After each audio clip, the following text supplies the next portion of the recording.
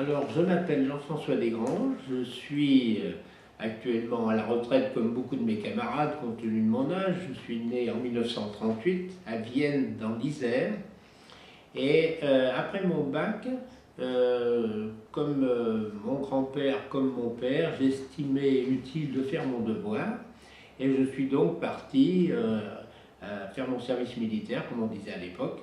Je suis parti à l'armée en 60. J'étais en fait sursitaire. J'avais eu un sursis, mais je voulais partir quand même parce que je sais pas, en fait, pour tout dire, je ne sais pas trop ce que j'allais faire. Et je me suis dit, ça me donne le temps de la réflexion.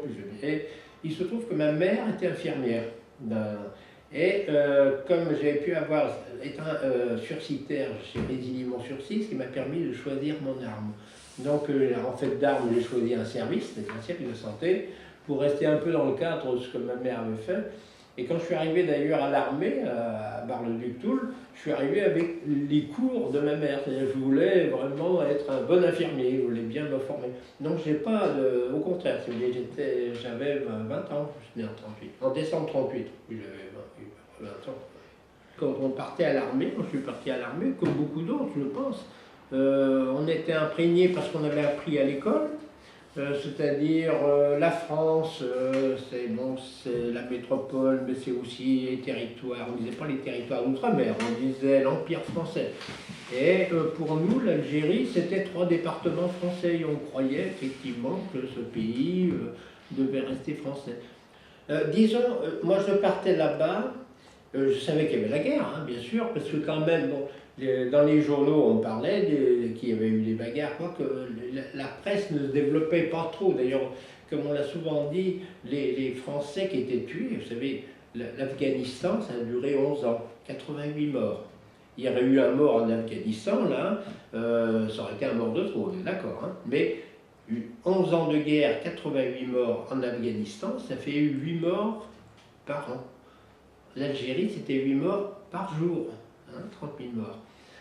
Mais c'était très discret. Dans les journaux, on ne parlait pas beaucoup. Il fallait vraiment lire des journaux régionaux, lire la chronique d'un village déterminé, et on voyait, tiens, on a enterré un gars qui a été tué en Algérie.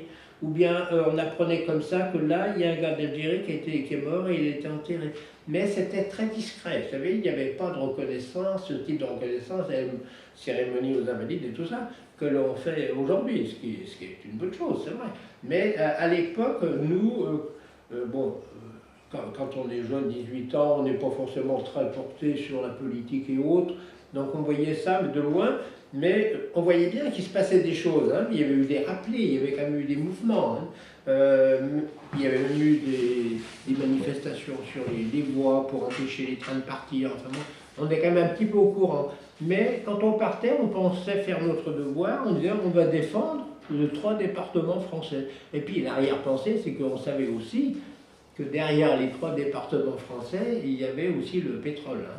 Donc on disait c'est aussi un peu l'autonomie énergétique de la France, hein. Même si on disait peut-être pas comme ça, on disait la France elle aura du pétrole, hein. Donc, compte tenu que j'avais des problèmes oculaires, comme on le voit encore sur ce visuel, je me suis retrouvé dans le service auxiliaire et donc j'ai pu opter pour le service de santé des armées.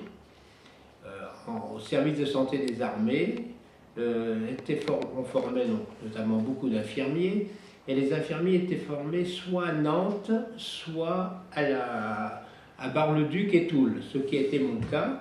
J'ai donc fait 2 mois à Bar-le-Duc, 2 mois à Toul, comme beaucoup d'autres jeunes futurs infirmiers de l'armée. On apprend d'abord on nous met en uniforme, évidemment, et puis après on nous apprend à marcher au pas, on nous apprend les grades, on nous apprend un certain nombre de choses. Bon, il se trouvait que moi j'avais mon bac, donc j'avais déjà un certain niveau, et j'avais des copains, par exemple, qui savaient à peine lire et écrire. Je faisais des lettres pour mes copains. J'avais des copains, ils ne savaient pas faire leur lit, hein. Donc je leur expliquais comment on fait son lit, ou comment cirer ses chaussures, vous voyez, des choses banales, parce qu'il y en avait qui, chez eux, c'était peut-être une sœur ou quelqu'un d'autre qui faisait ce type d'activité. Donc j'aidais mes copains comme ça dans la vie courante. Bon, ça c'était les 2 premiers mois. Et puis après les 2 mois suivants, Les 2 premiers mois, c'est Bar-le-Duc. 2 mois suivants, c'était à Toul. Alors à Toul, c'est une formation plus spécialisée. Donc les 2 mois, là, on apprend plutôt à faire des soins, à monter les tentes pour faire un hôpital de campagne. Et puis, en même temps, on nous fait passer des examens. Et ceux qui ont une certaine note, on leur donne ou on leur donne pas un petit galon. Là, moi, j'ai eu le petit galon de caporal. Mais j'ai jamais allé plus loin, ça veut dire donc j'aurais pu être caporal-chef à la limite, parce que, vous savez, on appelle ça les corps de troupe. Le corps de troupe, ça va du 2e classe, 1re classe, caporal, caporal-chef, et puis ça s'arrête là. Après, on est dans les sous-officiers. Alors moi, on m'avait dit, est-ce que vous voulez devenir sous-officier? C'est-à-dire, il faut que vous alliez faire un autre peloton. Alors cette fois-ci, c'est à Mourmelon, la formation des infirmiers, des sous-officiers du service de santé.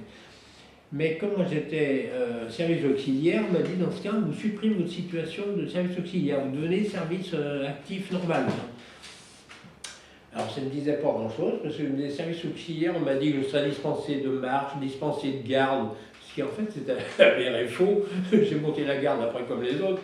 Mais bon, alors du coup, j'ai dit non, je préfère rester de troupe. Et donc je suis resté caporal jusqu'au bout.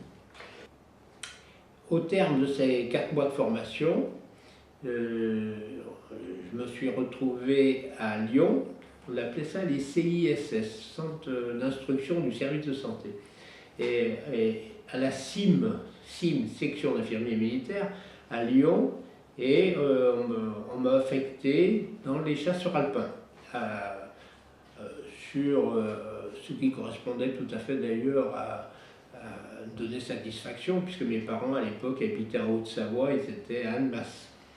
Donc je me suis trouvé au 27e bataillon de chasseurs alpins à Annecy, où j'ai rempli les fonctions traditionnelles de tous les infirmiers. On recevait les jeunes recrues, les visites d'incorporation, les vaccinations, et puis bien sûr tous les petits soins qui pouvaient se présenter pour les jeunes soldats qui exerçaient dans ce corps, qui est un corps très dur. Les chasseurs alpins, c'est très physique.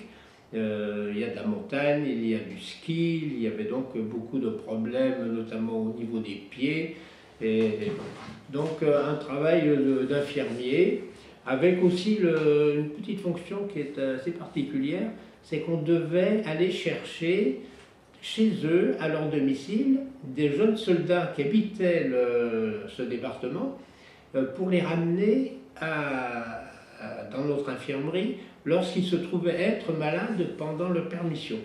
Parce qu'effectivement, il arrivait souvent, c'était curieux, qu'à la fin de leur permission, quand la permission arrivait à son terme, il devait y avoir un problème pathologique qu'ils présentaient, parce qu'ils étaient souvent malades à ce moment-là.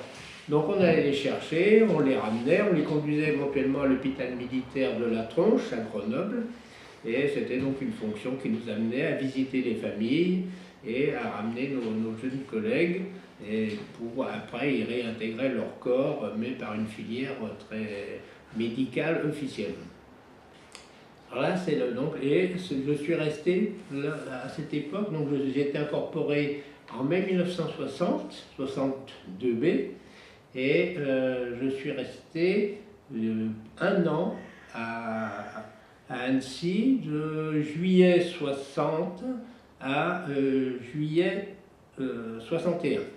C'est-à-dire que lorsque le putsch des généraux s'est produit en avril 61 en Algérie, nous étions encore en France et nous étions consignés, etc. Mais nous l'avons vécu donc d'une manière moins stressante que nos collègues qui étaient en Algérie. En juillet 61, comme beaucoup d'autres, je suis parti en Algérie, puisque nous avions un tour. C'était d'ailleurs une situation assez privilégiée que nous avions eue de pouvoir rester en France pendant une première année. Donc la 2e année, je suis allé la passer en Algérie. Là, j'ai changé de tenue.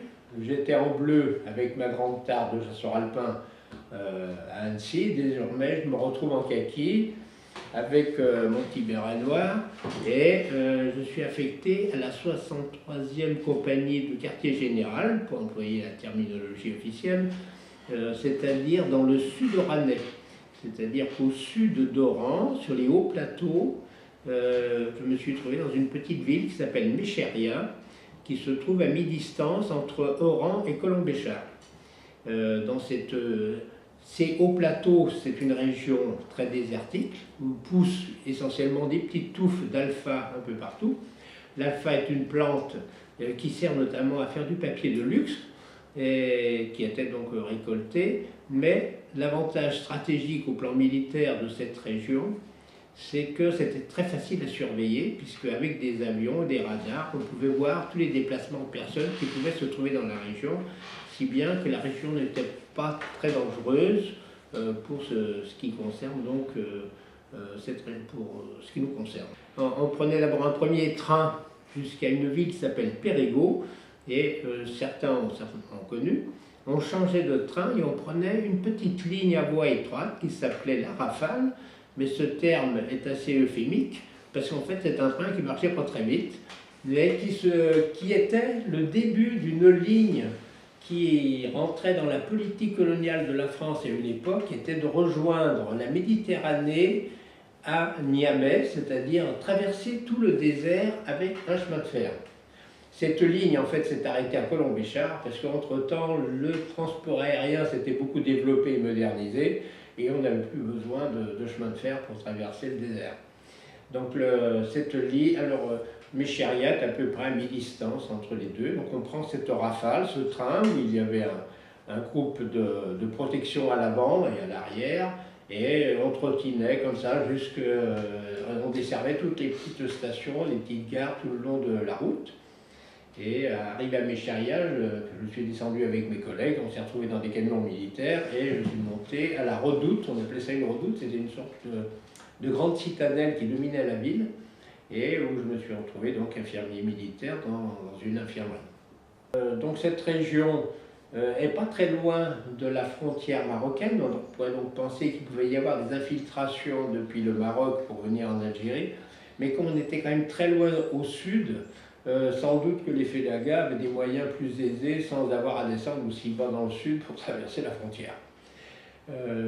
Petite particularité, on était donc aux portes du désert, et c'est dans une oasis du désert qui s'appelle Aïn Sefra que j'ai eu l'occasion de passer mon permis de conduire, ce qui est donc l'un des apports de l'armée à mon égard, à part la formation rudimentaire que j'ai eue comme infirmier.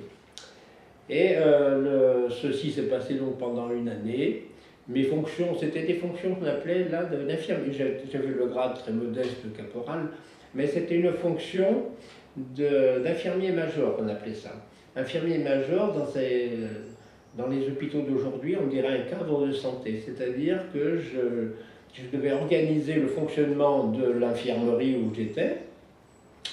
Il y avait des médecins, bien entendu, des appelés, des gens, des médecins engagés, mais il y avait aussi des caporaux-chefs de carrière. Et si bien que moi, caporal, j'avais sous mes ordres un caporal-chef, ce qui est assez paradoxal. Bon, mais c'était un caporal-chef qui ne devait donc pas avoir un niveau extrêmement évolué, donc c'est pour ça qu'il était d'abord resté caporal-chef, et c'est pour ça qu'il s'est retrouvé sous mes ordres. Donc on faisait partie de cette infirmerie, et nous avions aussi à assurer des sorties, parce que dans cette redoute, il y avait plusieurs catégories de militaires. Il y avait l'infanterie de marine, le régiment d'infanterie de marine, et il y avait aussi des légionnaires. C'était un régiment étranger de cavalerie, c'est-à-dire qu'ils avaient des véhicules qu'on appelait EBR, ça veut dire engins blindés de reconnaissance, c'est des blindés, mais montés sur roues, c'est-à-dire qu'ils se déplacent assez vite. Et parfois, nous avions des légionnaires hospitalisés dans notre infirmerie, et nous en étions très satisfaits parce que le légionnaire n'avait qu'une envie, c'était précisément de rester le plus longtemps possible à l'infirmerie. Il n'était pas pressé de repartir dans son corps, c'était quand même la vie dure pour les légionnaires. Et quand ça allait mieux, comme par hasard, il devenait très dévoué pour faire les corvées dans l'infirmerie, il nettoyait, il balayait, il briquait les vitres. C'était des malades qui nous apportaient un appui logistique important. Et nous, ça nous dispensait de ce type de corvée. Donc c'était amusant de voir comment, par tous les moyens, ils essayaient de se maintenir dans leur position de malades hospitalisés. Bon, le sentiment général que nous avions, c'était l'ennui. En fait, c'était une région qui était, je vous ai dit, relativement calme. Les principaux accidents qu'on avait, c'était des accidents de voiture, parce que il y avait des routes, quelques routes, mais des routes mal entretenues, avec des nids de poules.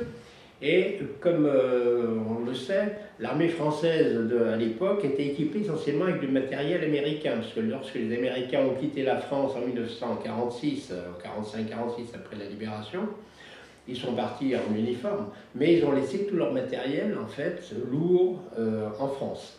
C'est pour ça que d'ailleurs, au niveau des fusils, on avait des fusils Garand, c'était des fusils semi-automatiques que beaucoup de mes collègues ont connus. Mais on avait aussi notamment des 4x4, c'est-à-dire c'était des véhicules tout-terrain, ou des 6x6, c'est-à-dire que les 4 roues étaient motrices. Mais on avait aussi beaucoup de jeeps, ces petites jeeps que maintenant on regarde, les collectionneurs de vieilles voitures apprécient beaucoup. Donc ces petites jeeps étaient bien sympathiques, mais elles avaient deux inconvénients. Le premier inconvénient qui ne nous dérangeait pas nous personnellement, c'est qu'elles consommaient énormément d'essence. Mais deuxième inconvénient, c'est qu'elles ne tenaient pas la route. C'est parce que la position entre les roues est assez étroite, ce qui leur permettait de passer un peu partout, c'est vrai. Mais nous, nos jeunes collègues, lorsqu'ils étaient sur les routes goudronnées, avaient tendance à appuyer un peu trop sur le champignon, et dès qu'il y avait un trou, une bosse sur la voie, hop, elles se retournaient comme des crêpes, et on avait beaucoup d'accidents de voiture comme ça, parce qu'évidemment, il n'y avait pas de carrosserie, hein, la Jeep, il n'y a rien du tout. Donc on avait le principal problème sanitaire qu'on avait, c'était ça, c'est l'accident de voiture. Et puis aussi, il y a eu quelques attentats à la grenade dans des stades, notamment dans une ville qui est un peu plus haut, qui s'appelait Saïda, un peu plus au nord. Donc il y a eu quelques types d'agressions, alors cette fois vraiment de guerre. C'était des attentats à la grenade, mais disons d'une manière générale, c'était les accidents de voiture, pour ce qui est du côté, disons, sanitaire. Et puis, au point de vue psychologique, c'était l'ennui, en fait. Hein, c'était le point culminant. Mais on avait des bonnes relations avec même les officiers, car tout le monde vivait dans l'attente que ça se termine. D'autant plus que l'actualité, on se tenait quand même au courant de l'actualité, même si certains journaux étaient interdits de lecture, comme Le Monde était un journal interdit. Mais on savait très bien que les accords d'Évian se négociaient, qu'ils avaient été conclus. Le cessez-le-feu est arrivé donc, le 19 mars 62. Donc, si vous voulez, on sentait qu'on arrivait au bout. Hein. Donc, il y avait d'ailleurs un certain même... au début de notre séjour, on était très rigoureux sur les inventaires de matériel, par exemple, mais à la fin, c'était un petit peu la débandade, hein, faut dire. Voilà. C'est l'ennui, mais c'est l'ennui dans un cadre militaire. Alors, le militaire, vous savez, comme on dit souvent, on se lève de bonne heure, mais on ne fait pas grand-chose. Hein. C'est-à-dire qu'il y a de l'entretien, il y a des activités. Hein, on a toujours des activités. Alors, c'était soit la lecture, soit jouer aux cartes. Vous voyez, c'est ça, c'est jouer aux cartes, et puis attendre le courrier, écrire. J'écrivais beaucoup à mes parents pour raconter un peu, parce que je savais que je suis fils unique, hein, donc je savais que mes parents, ils attendaient des nouvelles. Donc je leur écrivais souvent, je leur racontais des tas d'histoires. Et puis, j'ai passé, ah ben oui, là où j'étais, à Méchérien, dans cette redoute, il y avait un colonel, évidemment. Le colonel, il avait une voiture de fonction et un chauffeur. La voiture de fonction, c'était une 2 chevaux. La voiture de fonction d'un colonel, vous voyez. Alors, il avait une 2 chevaux, et j'étais bien copain avec son chauffeur. Alors, à temps perdu, parce que le colonel n'avait pas grand-chose à faire non plus, tout comme moi, le chauffeur m'emmenait, on allait faire un tour en ville, ou même dans le cimetière, vous voyez, comme quoi c'était pas très dangereux, parce que tous les deux, sans aucune arme, on allait se balader dans un cimetière complètement désert, enfin, il y avait quelques femmes qui étaient par là sur les tombes, et j'apprenais à conduire la voiture dans le cimetière militaire, dans le cimetière civil, j'apprenais à faire des créneaux, des choses comme ça, et c'est comme ça que j'ai commencé à prendre des cours de conduite. Et puis un certain jour, je me suis inscrit pour passer mon permis de conduire. C'était une façon, si vous voulez, d'occuper mon temps utilement. J'ai passé mon permis de conduire à l'armée, comme ça. Il y en avait aussi qui avaient un peu tendance à se consoler avec des bouteilles de bière. Hein, bon. C'est un problème, c'est aussi l'alcoolisme. il y en avait d'autres qui faisaient une sorte de petit commerce, c'était curieux, comme quoi il y a la nature humaine.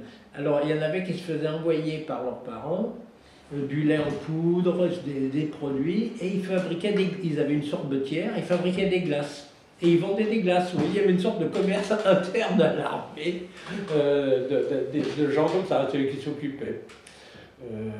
Non, effectivement, ou bien on lisait, ou on discute, mais c'est l'ennui. Mais on arrivait quand même à s'occuper. Enfin, bon, c'est vrai, hein.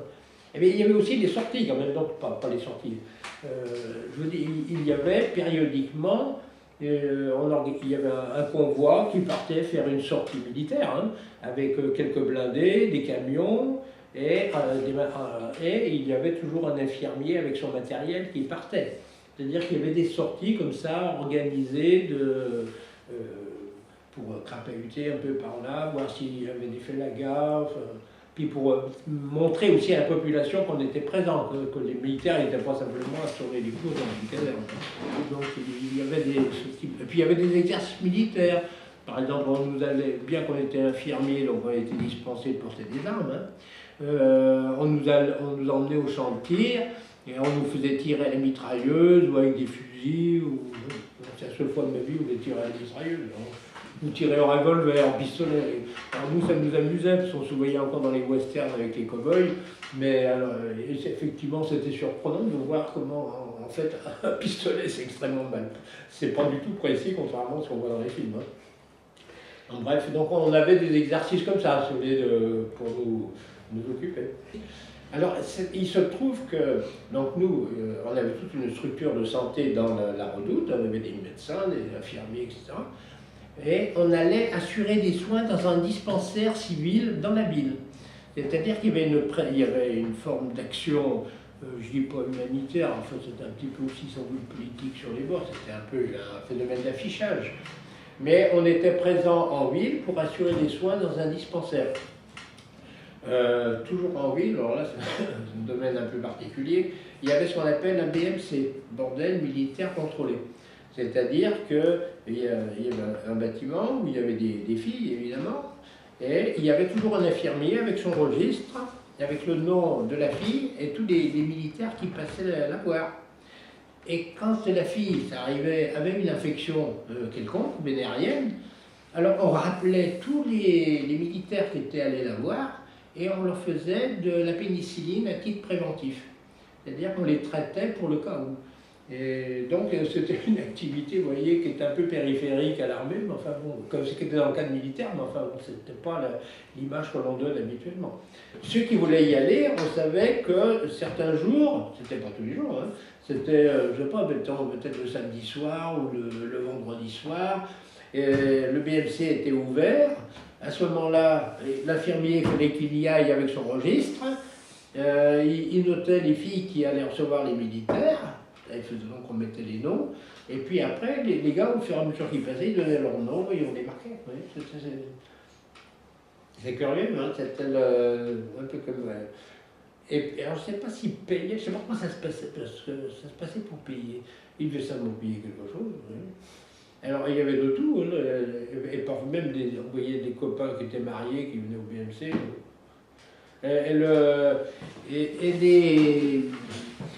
Notre souci, nous, était purement sanitaire. Hein, alors, il y avait. J'ai eu un cas curieux. J'ai un copain, un collègue, qui est tombé amoureuse d'une fille qui était là. Et quand il est parti, il voulait à tout prix l'emmener avec lui. C'est-à-dire qu'il était vraiment tombé amoureux de cette fille. Peut-être que pour la fille, ça aurait été une bonne chose, finalement, de partir avec lui et d'avoir une vie normale. Donc on soignait des civils en ville, mais en plus, il y avait des harkis. Les harkis, ils amenaient, quand ils avaient leurs femmes ou leurs enfants qui étaient malades, ils les amenaient dans notre infirmerie, on les soignait à l'infirmerie. Il y avait une infirmerie, je dis infirmerie, c'était un ensemble de bâtiments en réalité, avec des lits et des hospitalisations et des médicaments et tout ça, et puis de la radiologie. Mais à côté, il y avait aussi un service de chirurgie. Alors j'en parle pas, parce que personnellement, je n'étais pas dans la chirurgie, mais c'est deux services différents. C'est comme dans les hôpitaux d'aujourd'hui, hein. Il y a la médecine, la chirurgie et l'obstétrique. Hein. C'est les trois branches d'un hôpital. Et puis là, il n'y a pas d'obstétrique, évidemment, c'était chez le militaire. Mais on avait aussi médecine et chirurgie. Bon, il y en a que je sais que ça a pu marquer, hein, notamment ceux qui étaient au front, qui étaient dans des pitons, qui ont connu ou qui ont vu des copains tués, des choses comme ça. Moi, les blessés ou les morts, je les ai vus, mais ils n'étaient pas tués devant moi. Par exemple, une fois, d'ailleurs c'est l'une des photos que vous verrez, avec un copain, on nous a demandé de conduire le cadavre d'un copain qui était mort dans la région, qui était tué quelque part. Et avec l'ambulance, on l'a ramené à l'hôpital d'Oran, c'est-à-dire qu'on a traversé tout le Rannais comme ça. C'était un peu risqué, hein, parce que c'était une cible facile pour les Félagas, mais tirer sur une ambulance, c'est pas très noble non plus. Alors j'avais j'avais mon chauffeur, mais moi j'étais caporal, alors donc j'étais chef de voiture, et sous mon siège j'avais un pistolet mitrailleur, vous savez, c'est un PM, on appelle ça une mitraillette, ça n'existe plus, maintenant on n'en voit plus. Mais il aurait mieux valu qu'on ne nous attaque pas, parce que ça passait à des moments. Alors donc on ramenait ce pauvre garçon qui était mort, on l'a ramené à l'hôpital d'Oran, et puis là, sans doute on l'a porté à la morgue, et puis après il est parti. Mais on n'a pas côtoyé directement des gens blessés ou tués devant nous. Donc psychologiquement, bien sûr, on a vu des morts, on a vu des blessés, hein, notamment les grenades. Ça fait des blessures de partout, ça fait des petits éclats qui ça prend un temps fou pour sortir tous ces petits éclats. Mais on n'a pas, on l'a pas vécu en direct, si vous voulez, on l'a vu en conséquence. Hein. Donc on avait un peu de recul quand même, hein, par rapport aux événements. Donc on était près du désert, hein, donc parfois on nous disait attention, il y a le vent de sable qui arrive. Le sable du désert, c'est un sable très très très fin, hein. C'est comme de la farine. Hein. Alors donc il fallait qu'on avait des appareils photo, tout le monde avait son appareil photo, c'est pour ça que j'ai quelques photos. Et il fallait vite les envelopper dans des draps, dans des couvertures, parce qu'il ne fallait pas que le sable s'enfile dans les mécanismes des appareils photo. Donc c'était, oui, c'est une chose que je n'avais pas connue. Ah oui, vous parliez de l'ennui. Une des activités des jeunes là-bas, c'était d'attraper des espèces de gros lézards du désert, c'est des lézards assez gros, et il les tuait et il les bourrait avec de la paille. Vous voyez, c'était un truc curieux. Je ne sais plus comment ça s'appelait ces animaux. Donc on voyait qu'on était quand même près du désert, vous voyez, parce qu'il y avait des animaux du désert. Hein, il y avait des scorpions aussi, mais on n'a pas eu des blessures, enfin de gens qui étaient piqués de manière très agressive par les scorpions. C'est-à-dire qu'il fallait faire attention le matin quand on se levait, surtout si on était dans la nature, hein, parce que donc ils étaient sous la tente, les collègues, et il fallait, le matin, il fallait taper sur la chaussure, il fallait bien la secouer, parce que parfois les scorpions, ils allaient se cacher dans les chaussures. Donc il fallait bien les vider, les chaussures. Ah, il y avait des gazelles, oui, mais ça c'était un privilège, c'est un peu comme au Moyen-Âge finalement. La chasse était le privilège des seigneurs. Mais bien là, la chasse à la gazelle, c'était un privilège des officiers. Ils pouvaient même utiliser parfois des hélicoptères, et ils chassaient la gazelle comme ça. Mais disons, c'était pas pour les binationaux, ça.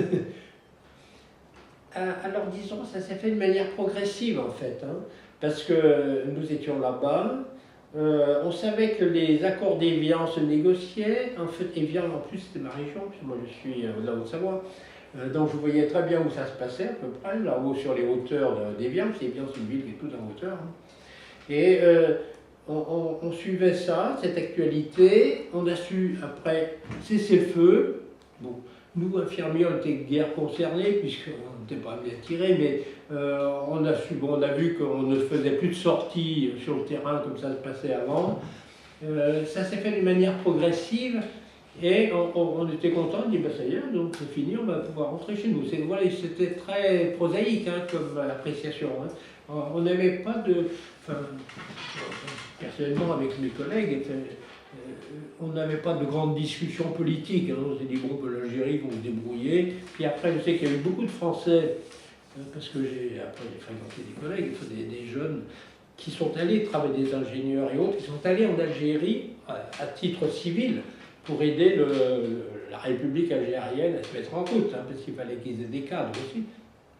Mais tous ces phénomènes, on ne les a pas vus quand j'étais sur place en tant que militaire. Hein. Et puis après, je suis revenu comme beaucoup d'autres, comme pour l'aller d'ailleurs, en utilisant les croisières offertes par l'armée sur des bateaux, ville de Marseille, ville de Tunis, enfin, tout le monde a connu ça. Mais sauf que la particularité, c'est quand on est revenu, nous étions en mars 62, nous c'était au moment où il y avait les rapatriés. C'est-à-dire qu'on voyait quand on arrivait dans le port d'Oran, toutes ces voitures, les rapatriés qui arrivaient en voiture, ils laissaient leurs voitures dans les rues, un peu partout, et ils remontaient avec leurs valises. Et à l'époque, avoir une voiture, c'est un signe de richesse excessif. Aujourd'hui, c'est assez banal. Mais à l'époque, beaucoup d'entre nous, nous n'avions pas de voiture, et ça nous faisait drôle de voir que les gens abandonnaient leur voiture comme ça. Donc, mais pour les personnes, c'était évidemment beaucoup plus dramatique pour ceux, les rapatriés, qui devaient rentrer comme ça, de manière brutale en France, en métropole, sans trop savoir comment ils allaient être accueillis. Enfin, ça, c'est une autre histoire.